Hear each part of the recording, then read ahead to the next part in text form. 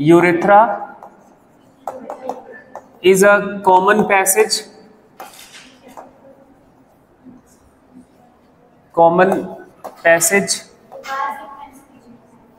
for, हाँ वही कहीं नोट करके लिख लो, फॉर रिप्रोडक्टिव सिस्टम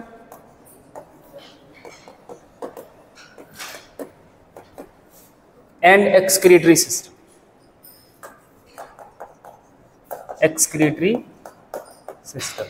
यूरेथ्रा के बारे में हम तब डिटेल पढ़ लेंगे, समझ आ जाएगा जब हम एक्सटर्नल जेनेटिलिया मेल का समझेंगे तब। एंड एक और बात ये लिख लेना, यूरेथ्रा ओरिजिनेट्स फ्रॉम यूरिनरी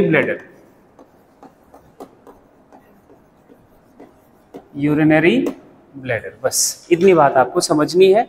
और उसके बाद हेडिंग बना लेना है एसेसरी रिप्रोडक्टिव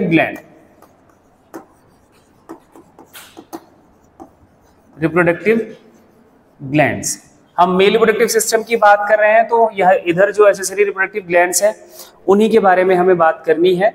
और यहाँ मेल रिप्रोडक्टिव सिस्टम में 3 ग्लैंड्स होती हैं और तीनों के नाम पता हो गए हैं आपको, लोकेशन भी पता हो गया है। अभी उनके बारे में हमें बात करनी है। पहली जो ग्लैंड है, हाँ, सेमाइनल वेसिकल। दूसरा प्रोस्टेट ग्लैंड एंड तीसरा बल्बो यूरेथ्रल ग्लैंड, जिसका दूसरा नाम भी याद कर लो, काउपर्स ग्लैंड भी इसको कहते हैं। काउपर्स ग्लैंड भी इसका दूसरा नाम है, ये याद रखना, काउपर्स ग्लैंड। ठीक है, इन्हीं 3 ग्लैंड्स के सिक्रीशंस को समझना है। क्या ये सिक्रीट करता है, उसका रोल क्या है ना, इसके बारे में अपन को समझना है। अब मैं इसको स्टार्ट करने से पहले एक वर्ड आपको समझाऊंगा, फिर इसके बारे में बात करूंगा।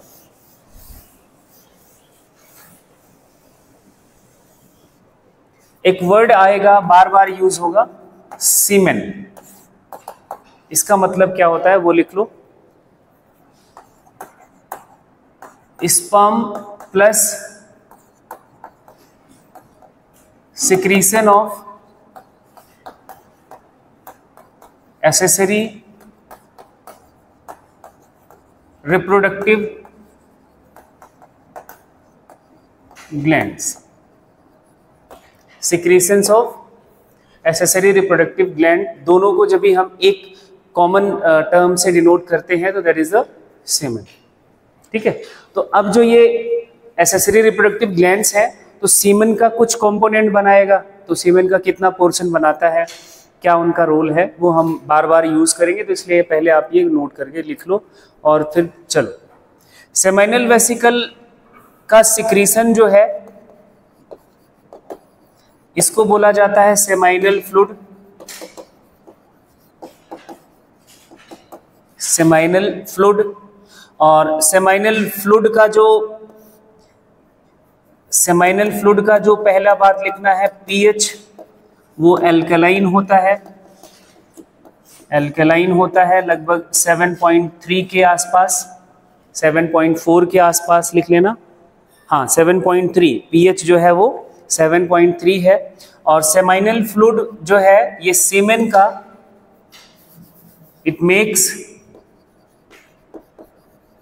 60 to 70% पार्ट ऑफ सीमेन।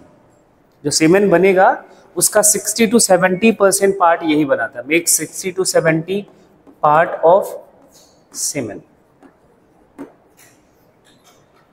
ठीक, इस सेमाइनल फ्लूइड में एक सबसे इंपॉर्टेंट कंपोनेंट है, that is the fructose. It has fructose, और फ्रक्टोज आपको पता है कि ये हेक्सोज शुगर है, और ये फ्रक्टोज जो है ये काम करता है act as fuel sorry, act as fuel for sperm, fuel for sperm. जब मेल जेनिटल ट्रैक्ट से बाहर आ गया स्पर्म, या हम कहें कि सेमिनिफेरस ट्यूब्यूल से बाहर आ गया स्पर्म, एपिडिडर्मिस में आ गया, तब उसको नरिशमेंट तभी भी चाहिए। इवन वो जब मेल जेनिटल ट्रैक्ट से भी बाहर फीमेल जेनिटल ट्रैक्ट में आ गया तब भी नरिशमेंट चाहिए। और वो नरिशमेंट कुछ टाइम के लिए उसके जो उनका जो फ्लूइड पार्ट है, सेमाइनल फ्लूइड जो है उसके पास होता है, that is the fructose. Fructose he sperm cells को फ्यूल की तरह काम करता है, मींस एनर्जी प्रोवाइड करता है। इसी को ऑक्सीडाइज करा के अपना स्पर्म जो है वो एनर्जी क्या करता है, बनाता है। और आपने कभी न कभी जरूर देखा होगा किसी न किसी, ये ध्यान रखना फ्रक्टोज और कहीं नहीं है, सेमन में है, और that is act as fuel for sperm. चलो आगे बात प्रोस्टेट ग्लैंड की बात करें। प्रोस्टेट ग्लैंड के सिक्रेशन को प्रोस्टैटिक फ्लूइड बोला जाता है, प्रोस्टैटिक फ्लूइड। और ये प्रोस्टैटिक फ्लूइड जो है इट मेक्स, इसका भी पीएच जो है वो अल्कलाइन होता है, इसका भी पीएच आप लिख लो, अल्कलाइन है। और ये बनाता है, it makes 30% part of the semen. कितना percent? 30% part of the semen. Secretion में इंपॉर्टेंट बात क्या है वो लिखना। Prostatic fluid has calcium ion, इसके पास क्या होता है? Calcium ion, which is responsible for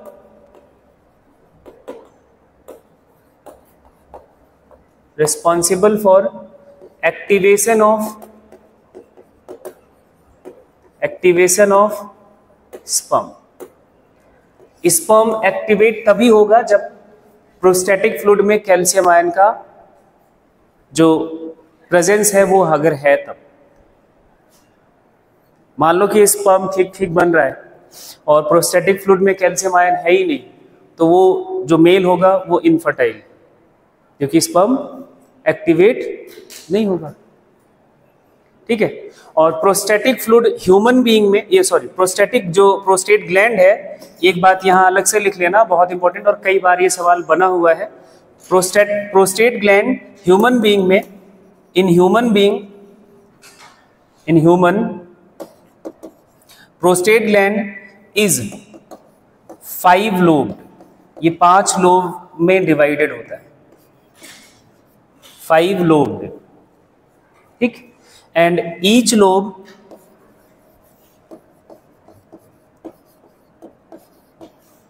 open into prostatic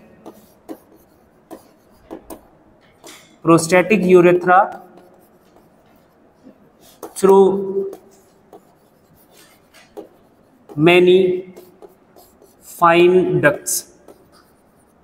बहुत कई डक्ट से वो आके प्रोस्टैटिक जो यूरेथ्रा है उसमें ये ओपन होते हैं। जो सेमाइनल फ्लूइड है, ये इसका जो अपीयरेंस है वो transparent and jelly like substance है। ये लिख लेना, ऐड कर लेना, ये रह गया था। सेमाइनल फ्लूइड में जो आपने बात लिखी थी इधर, ये कैसा है? Transparent and jelly like substance है, मतलब लुब्रिकेंट जैसा होगा। ट्रांसपेरेंट है, बट ये ध्यान रखना, ट्रांसपेरेंट वर्ड पे बहुत कंफ्यूज करता है। जो अभी हम प्रोस्टैटिक फ्लूइड की बात कर रहे हैं, इसके लिए लिखना, इसका जो अपीयरेंस है ये होता है मिल्की, थिक, स्टिकी या जेली लाइक। क्या क्या लिखेंगे? प्रोस्टैटिक फ्लूइड का अपीयरेंस कैसा है? मिल्की, जेली लाइक, ऐसा कुछ अपीयरेंस। तो ओवरऑल जो सेमेन का कलर आता है वो मिल्की सा होता है, इसी की प्रेजेंस की वजह से। तो ये बात हो गई मेन, जो सेमेन के सिक्रीशंस में अगर हम एक्सेसरी रिप्रोडक्टिव ग्लैंड के बात करते हैं सिक्रीशंस की, तो यही सेमाइनल वेसिकल और प्रोस्टेट ग्लैंड का ही बात आता है। ये जो बल्बोयूरेथ्रल ग्लैंड है, अगर इसकी आपको लोकेशन याद हो तो प्रोस्टेट ग्लैंड के नीचे होता है ना, दो पेयर्ड होते हैं, प्रोस्टेट ग्लैंड के नीचे होता है। और इनका जो सिक्रीशन होता है वो होता है ड्यूरिंग कोऑपुलेशन। ड्यूरिंग, वैसे सीमेन का कंपोनेंट नहीं होता ये, ड्यूरिंग ना बोलकर before the ejaculation. Semen urethra से पास होने से पहले ये बल्बोयूरेथ्रल ग्लैंड क्या करता है वो देखो, इसके लोकेशन से हम ये बात समझ पाएंगे। इसको नोट कर लिया, हमारा प्रोस्टेट ग्लैंड है और यहाँ लगा होता है बल्बोयूरेथ्रल ग्लैंड। तो ये जो यूरिन, इससे नॉर्मली यूरिन पास होता है और यूरिन जो होता है वो स्लाइटली एसिडिक होता है, स्लाइटली एसिडिक है। और अगर हम सीमेन की बात करें तो उसका पीएच अल्कलाइन होता है। तो इस अगर इधर से सीमेन एसिडिक मीडियम में मूव करा तो बहुत सारे स्पर्म तो वैसे ही मर जाएंगे, ठीक है, क्योंकि वो मीडियम स्पर्म्स के लिए ठीक नहीं है। तो बल्बोयूरेथ्रल ग्लैंड जो है सीमन के पास होने से पहले या फिर ड्यूरिंग इंटरकोर्स हम बात करते हैं, ये अपना सिक्रीशन सिक्रीट करता है। इसका सिक्रीशन भी अल्कलाइन होता है, लगभग 7.4 के आसपास पीएच होता है। तो ये यूरेथ्रा का जो पैसेज है उसको न्यूट्रलाइज करा देता है। अब इसके बाद जब सीमेन पास होगा तो कोई मरने का चांस नहीं, ठीक है, क्योंकि पहले ही उसने न्यूट्रलाइज करा दिया। और दूसरा इसका काम है, इट हेल्प्स इन लुब्रिकेशन। ये दो बातें नोट कर लो, लिखो। It secretes alkaline fluid, alkaline transparent slimy jelly like fluid, word लिख लेना, transparent, it secrete alkaline slimy transparent jelly like fluid which destroy the acidic या acidity, which destroy the acidity of and also helps in lubrication of penis. Destroy the acidity of urethra and also helps in lubrication of penis. अभी उनको बात करना है। तो सीमेन का मतलब लिख लिया है, फिर से दोबारा से नीचे लिखना, आगे इसके बारे में अब थोड़ा सा डिटेल बात चलेगी। इसका पीएच लिखना 7.3, बहुत इंपॉर्टेंट है। पीएच कितना है? 7.3। One ejaculation, one normal ejaculation लिखेंगे, वन नॉर्मल इजैकुलेशन। इजैकुलेशन का मतलब होता है release of semen from male body. Ejaculation में जो वॉल्यूम होता है सीमेन का, in one normal ejaculation, volume of semen is about 3 to 4 ml. 3 to 4 ml. And इस वॉल्यूम में, क्योंकि हम यहाँ वर्ड यूज कर रहे हैं सेमेन, मतलब क्या है, रिप्रोडक्टिव ग्लैंड का सिक्रेशन भी है और स्पर्म भी है। तो इस वॉल्यूम में स्पर्म का काउंट कितना होना चाहिए वो लिखो। नॉर्मल स्पर्म काउंट कितना होना चाहिए? 20 to 120 million per ml of semen. 22 to 120 million per ml of semen, ये नॉर्मल स्पर्म काउंट है। बात समझ आई? अभी कुछ चीजें और समझ आएंगी, अभी बस एक बात समझ आई। कुछ टर्म्स लिखो इससे रिलेटेड, क्योंकि आपको नॉर्मल कंडीशन तो बता दी हमने। अब वो 20 मिलियन से कम भी हो सकता है, तो उसके लिए टर्म लिखते हैं। लिखो ओलिगोस्पर्मिया। ओलिगोस्पर्मिया पहला टर्म। ओलिगोस्पर्मिया कंडीशन तब बोला जाता है जब sperm count less than 20 million per ml of semen हो जाए। Less than 20 million per ml of semen. Next word लिखो अजूस्पर्मिया। जहां पे अ वर्ड लग जाता है उसका मतलब क्या है? एब्सेंट। अब सीमेन में स्पर्म या तो एब्सेंट है या फिर ना के बराबर है, तब ये कंडीशन बोली जाती है। लिखो आइदर एब्सेंस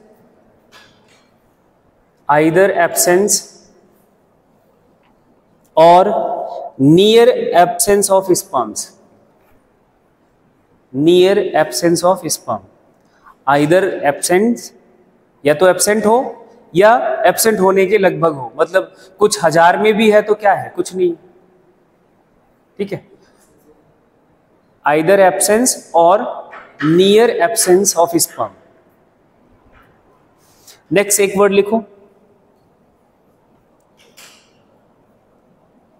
एस्थीनोस्पर्मिया। भगवान करे ऐसे दौर से ना गुजरना पड़े। एस्थीनोस्पर्मिया,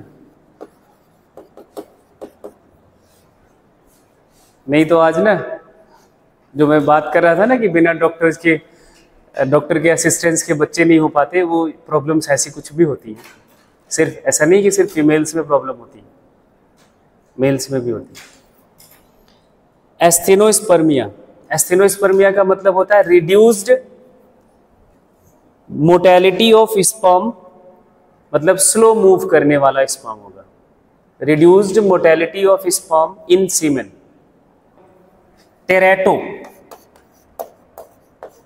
टेरेटोस्पर्मिया,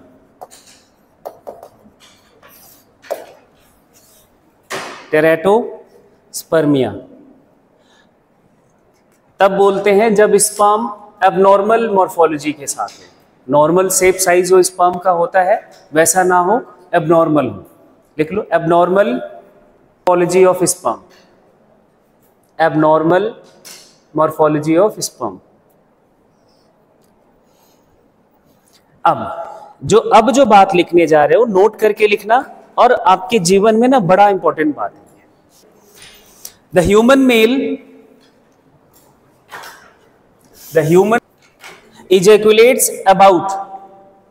ejaculates about 200 to 300 million sperm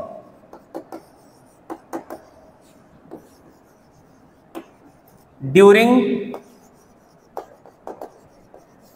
a coitus। Coitus का मतलब आप थोड़े से परेशान हो गए, दैट इज द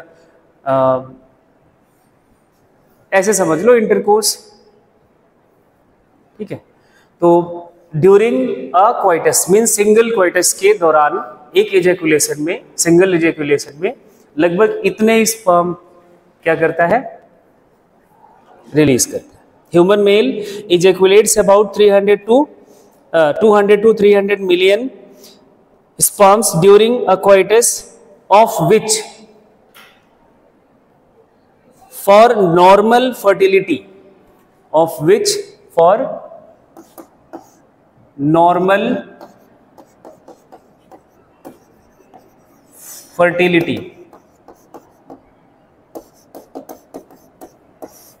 अगर आप फर्टाइल मेल हैं तो इतना तो होना है, इतना होना चाहिए।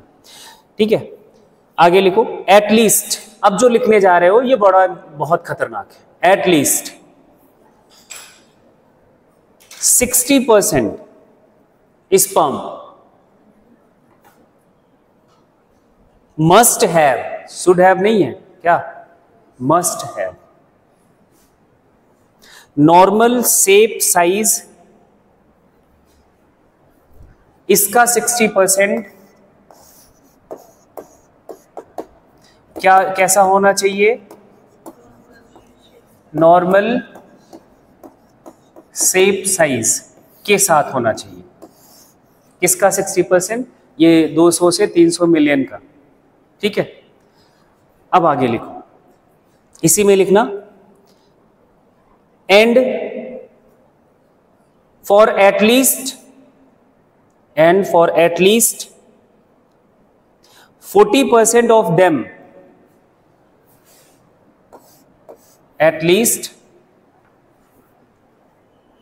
40% of them must show, SHOW, must show vigorous motility,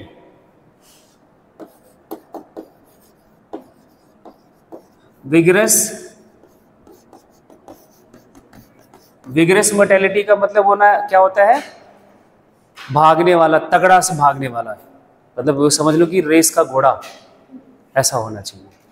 अब चलो 200 से 300 मिलियन का 60% निकालो पहले, तब आपको मैं आगे बताऊंगा। मान लो कि हम 300 का निकाल लेते हैं, 60% कितना, 180। तो इस 300 मिलियन में से 180 मिलियन स्पर्म तो नॉर्मल शेप साइज के होने चाहिए। कितने होने चाहिए, कैसे होने चाहिए, नॉर्मल ठीक ठाक शेप साइज का होना चाहिए। इसका 40%, इसका 40%, इसका 40% नहीं, अब इसका 40% कैसा होना चाहिए, विग्रस मोटेलिटी वाला होना चाहिए। 180 का 40% निकालो, हाँ जी, 72 मिलियन स्पर्म जो होने चाहिए विग्रस मोटेलिटी के होने चाहिए, तब तो तुम बाप बन सकते हो।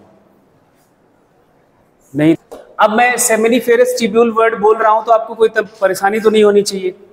स्ट्रक्चर पता है, हिस्टोलॉजी का मतलब क्या होता है, पहले तो ये आप लिखो, स्टडी ऑफ टिश्यू, क्या, स्टडी ऑफ टिश्यू। हमें जो सेमिनिफेरस ट्यूब्यूल है उसके टिश्यूज के बारे में समझना है, तब आप समझ पाओगे कि कैसे स्पर्म्स बनते हैं, ठीक है। अगर हम एक टेस्टिकुलर लोब्यूल ले लें और इसमें हमने बात करा था कि सेमिनिफेरस ट्यूब्यूल का नंबर कितना होता है, तो आप बोलोगे कि 1 से 3 के बीच होता है। इस सेमिनिफेरस ट्यूब्यूल का आपको ट्रांसफर सेक्शन कट करके देखने की जो हम पिक्चर्स बनाएंगे वो हम देखेंगे। जो आपके सामने है, ये जो आपका ये डायग्राम दिख रहा है, इसमें एक टेस्टिकुलर लोब्यूल का सेक्शन है जिसमें कई सेमिनिफेरस ट्यूब्यूल्स दिखाए गए हैं। एक सेमिनिफेरस ट्यूब्यूल ये है, दूसरा ये है, तीसरा ये है, यहाँ पे भी है, इधर भी है, इधर भी है, इधर भी है, ठीक है।